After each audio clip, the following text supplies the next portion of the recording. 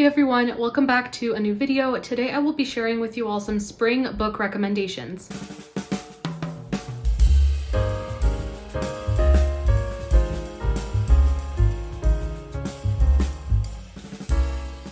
At the time that I'm filming this, it is still snowing outside and the temperatures are still below freezing, unfortunately. But spring is just around the corner. In just a few days, it is the first day of spring and I could not be more excited. And as I did last year, I would love to share a list of books that I think are great to read during the spring season. And I will try not to recommend books that were on last year's list. There may be a couple repeats, I'm not quite sure. But if you'd like to check out that video as well, it will be linked below as well as in the cards. For this list, I tried to find some books that I personally feel are very cozy or they are very lighthearted. Some of them not so lighthearted, but just books that feel like the type of story I would love to read while on a picnic, while in a meadow with wildflowers. And if any of you are seasonal readers like I am, I hope that this list is helpful for you all. I'm also on the lookout for more recommendations for spring books, so please let me know in the comments if you have any recommendations for me. Most of the books on this list are books that I've already read and I think are perfect for spring, and then there are a few that I haven't read yet, but based on the title or the cover, I feel like they may be perfect for the springtime, and I'm hoping that I can read them this spring. There will be timestamps in the description box as I am splitting up the books by genre, so let's get started with some fantasy. This first book here I do remember reading, I'm just not sure if I finished it as it was many years ago that I had picked it up and I lost my copy and then I ended up getting a new one. But this is Noble Servant by Melanie Dickerson. This is a medieval fantasy kind of retelling of The Goose Girl. And in this story, we have Magdalene, who is basically engaged to be married to the prince, but her handmaid takes her place and she ends up tending geese. So it's a retelling of The Goose Girl, which is a really fun fairy tale and it's perfect to read during the springtime. We also have The Princess Companion by Melanie Sellier, and this is a retelling of The Princess and the Pea. And I really enjoyed this retelling when I read it. It was very cozy and very whimsical, and I think it's a great one also to read during the spring season. The cover is absolutely stunning and it's a very fun story. And the third and last fantasy that I have to recommend is called Fairest Sun. This is a short story and it's a retelling of Snow White, and it is one of my favorite fairy tale retellings. It is so beautifully written. Reading this made me feel like I was in an enchanted forest with magical creatures all around, and it was just so beautiful. I would highly recommend this for spring. Moving on to some classics, I would obviously recommend Jane Austen's books. That goes without saying, but I'm not going to bother going over any of them. I'm sure all of you have heard who Jane Austen is, what books she's written, so I would definitely recommend her stories. But moving on to some early Victorian classics, the first one here is Deerbrook by Harriet Martineau. And I actually picked this up last year and had only read a few chapters, but I got invested very quickly in this story. This book was also an inspiration for both Elizabeth Gaskell and Charlotte Bronte in their works, and I just think it's a very special story. Even though I didn't get very far, I very much enjoyed it. The writing style is very straightforward, and it's set in a small village, and we have the two sisters, Hester and Margaret, who have their own romances budding. From the very few chapters I read, it definitely gave me that feeling of sitting down for tea in a garden, and I'm really hoping I can actually finish the book this spring. And then another gentle story about a woman who becomes a governess. We have Agnes Grey by Anne Bronte, and this is just a very gentle story. It's very different from Jane Eyre in tone and from Emily Bronte's Wuthering Heights as well. This one I would say is perfect for spring compared to the other Bronte novels. It also features a sweet romance, and like I said, it's just a very gentle story in my opinion, so I would highly recommend this for spring. This next book I have not read, but I will 100% be prioritizing this in the month of April, and that is The Enchanted April by Elizabeth von Arman. I don't think I need to say anything as to why I think this is a good spring read. It's set in April apparently, and it is set in Italy as well, so I'm very much excited to try this book out. And then I also have some children's classics to share with you. These three I believe can be read at any time of the year and be enjoyed in any season, but for some reason they really do scream spring to me. And this first one here is Heidi by Joanna Spyri. This does take place in the Swiss Alps, and there is snow in the Swiss Alps. They do get winter, and so you can definitely read this in the winter as well and enjoy it just as much. But there's just something about this story and the sweetness that the main character Heidi has and her personality, and just the descriptions of the Swiss Alps and the meadows and just everything about this story. I think it's a great spring children's classic as well. We also have The Wind in the Willows by Kenneth Grahame, and this one goes without saying. We have talking animals, beautiful nature descriptions, and it is truly one of the coziest stories I've read. It's not a personal favorite of mine, but I do think it is a great spring read as well. And the last classic on this list here is, of course, Alice in Wonderland, and mainly this particular edition.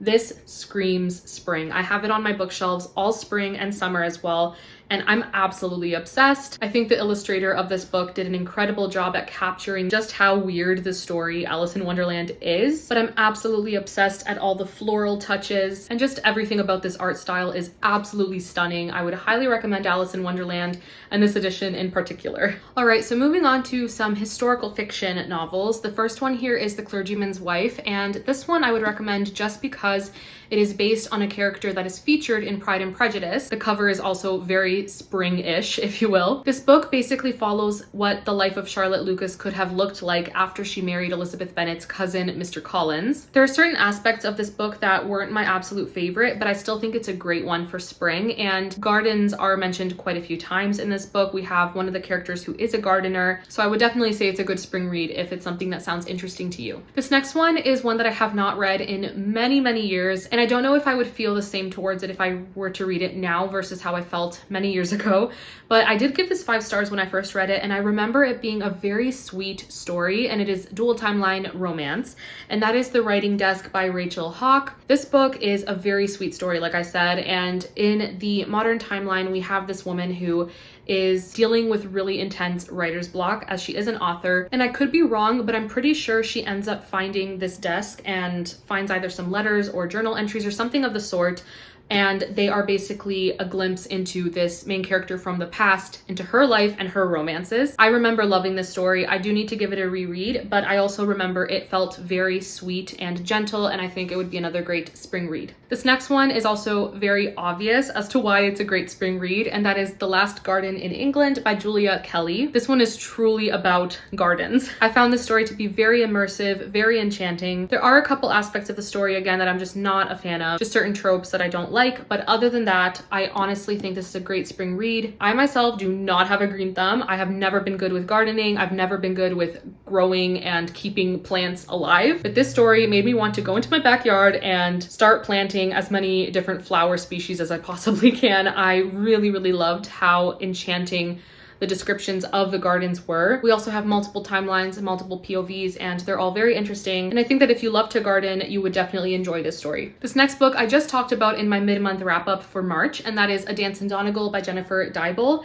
This one I think is a great spring read just because of the gentleness to the story. There are beautiful descriptions of the Irish landscape that the story is set in, and it has a very sweet romance, which again fits spring in my opinion, so I would highly recommend this as well. We also have Yours is the Night by Amanda Dykes. This is my current favorite that Amanda Dykes has written, and this book is just incredible. A lot of the story is set in the forests of France, and there's just something so whimsical and enchanting about this forest, and just everything about this story, it screams spring to me for some reason. This story is also about healing and hope and new beginnings, which I also think fits this season, and it's also set during World War I, so I would highly recommend this for spring. And then one last historical fiction that I have not read yet, but I plan on reading it this spring, and that is The Innkeeper of Ivy Hill by Julie Klassen. And this book, again, it's the cover mainly that makes me feel like it would be a good spring read, but also what it says on the back. It says, "Welcome to the English village of Ivy Hill, where friendships thrive, romance blossoms, and mysteries await." And I'm not sure how well you can see it, but on the back there's a country house, and just everything about that image and the front cover and just this book, it screams spring to me, and I'm really, really hoping that I get to it this spring. All right, and then moving on to children's literature. First off, we have a couple picture books. The first one is Goodbye Winter, Hello Spring. I read this, I believe in January or February, and I absolutely adored it. This is one of my favorite picture books now. I adore it. It is perfect to read as winter is coming to a close and spring is just around the corner. I would highly recommend this picture book. And then we also have Anne Arrives, and this is basically a very short retelling or abridged version of Anne of Green Gables for very young children with gorgeous illustrations. I would also highly recommend this for spring. We also have Mandy by Julie Andrews, and this one is about a young orphan girl who basically finds an abandoned house and garden, and she kind of works to revive it. And I think this is another great spring read. I don't think there's anything else I can say. It features a garden, perfect for spring. And then we also have Grounded, The Adventures of Rapunzel. This is technically fantasy as well, but I just put it here with the children's literature as it is middle grade and it is a retelling of Rapunzel. This is one of my favorite middle grades of all time. It is so funny and enchanting and whimsical and perfect for spring as well. And then finally for the children's list, we have Dead Man in the Garden by Martha Jocelyn, and this is the third book in the Aggie Morton mystery series. And I do plan on starting this sometime in the next week, hopefully. I haven't read it yet, but I did want to quickly mention it just because of the cover, obviously, and it is also about a dead man found in a garden. So perfect spring read as well. This is also a mystery, and I have a few more mysteries to share that I also think are great for spring. I have to mention a couple Agatha Christie's, of course, and none of the Agatha Christie's that I've read or that I know of are actually specifically set in spring. At least it's not specified, but I have a reason for sharing these two. So first off, we have The Mysterious Affair at Styles.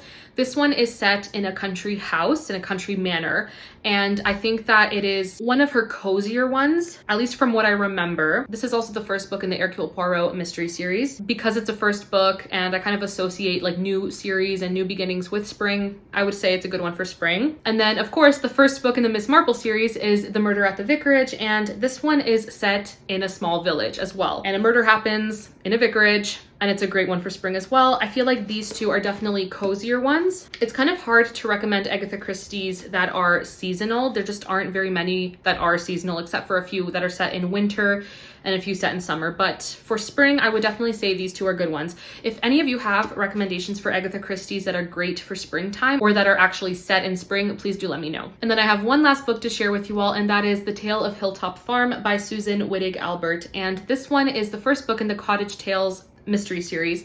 I haven't started it yet, but I do plan on it in the next few days. And in this one, we have Beatrix Potter, who is an amateur sleuth. And if you don't know, Beatrix Potter is the lovely author and illustrator of the Peter Rabbit books. I could not be more excited to start this series. I think it's such a good idea to have Beatrix Potter as an amateur sleuth. I just think that's so fun, and it should be very cozy as it is set in her, I guess, cottage, and she also had a beautiful garden, so I can't wait to start this book. All right, and that is my list for books that I think are great to read in the spring season. If you have any recommendations for me, please let me know below. And that's it for this video. Thanks everyone so much for watching, and I'll see you all in my next video. Bye!